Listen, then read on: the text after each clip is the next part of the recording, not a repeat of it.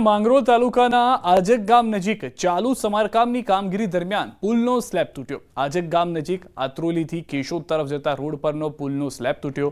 આ પુલ બંધ હતો અને તેનું સમારકામ ચાલતું હતું। તે સમયે પુલનો સ્લેબ તૂટ્યો હતો। પુલનું સમારકામ શરૂ હતું તે સમયે અચાનક પુલનો સ્લેબ ધરાશાયી થયો।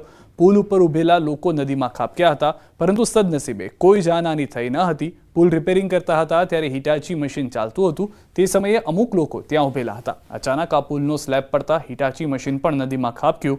નવો પુલ બનાવવા જૂના પુલને તોડવામાં આવી રહ્યો હતો। પુલ જર્જરિત હાલતમાં હોવાથી તોડતા હતા। તોડવાના હિસાબે એક સાઈડનો ભાગ નમતા હિટાચી અને 8 થી 10 લોકો અંદર કેનાલમાં ખાબકી ગયા હતા। બરાબર, ગામ લોકો હતા એને બચાવીને બારોબાર કાઢ્યા। આ ડ્રાઈવર છે ને આ લોકો ડ્રાઈવર અમને આપ્યું નથી, જાહેરનામું બહાર પાડેલું નથી, કોઈ જાતની જાણ કરેલી નથી। કેટલા ગામને અસર કરે છે? 8 થી 15 થી 20 ગામને અસર કરે છે।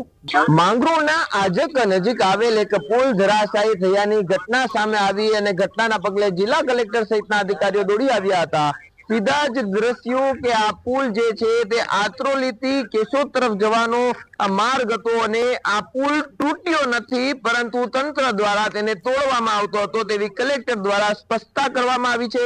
ગઈકાલે આ ઘટના સાંજના સમયે બની હતી અને એક વિડીયો આવ્યો છે, ઉભેલા લોકો નદીની અંદર ખાબક્યા હતા, જ્યારે કોઈને પણ જાનહાનિ થઈ નથી તેવી પણ સ્પષ્ટતા છે તે કરવામાં આવી છે।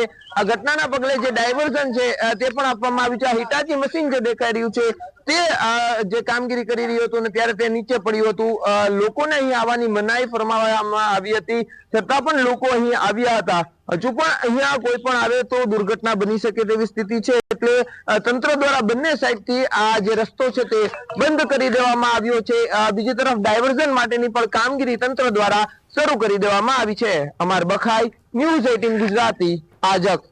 લંડન ગામે થાર કાર પાણીમાં ગરકાવ। કરજણ ડેમના બેકવોટર પર મોટી સંખ્યામાં પ્રવાસીઓ આવે છે। પ્રવાસીઓ પોતાની કાર લઈ ટેકરા પર મૂકી કુદરતી સૌંદર્યની મજા માણતા હોય છે। આ જ રીતે એક વ્યક્તિ પોતાની થાર કાર ટેકરા પર પાર્ક કરી બહાર નીકળ્યો હતો અને કાર પાણીમાં ગઈ હતી। આ વિસ્તારમાં વન વિભાગ અને તંત્રએ વાહનો દૂર પાર્ક કરવા સૂચનો આપ્યા છે, છતાં કેટલાક નિયમોને ઘોળીને પી જતા હોય છે। આ બનાવ બાદ બીજા ટેમ્પાના સહારે થાર કારને બહાર કાઢવામાં આવી હતી।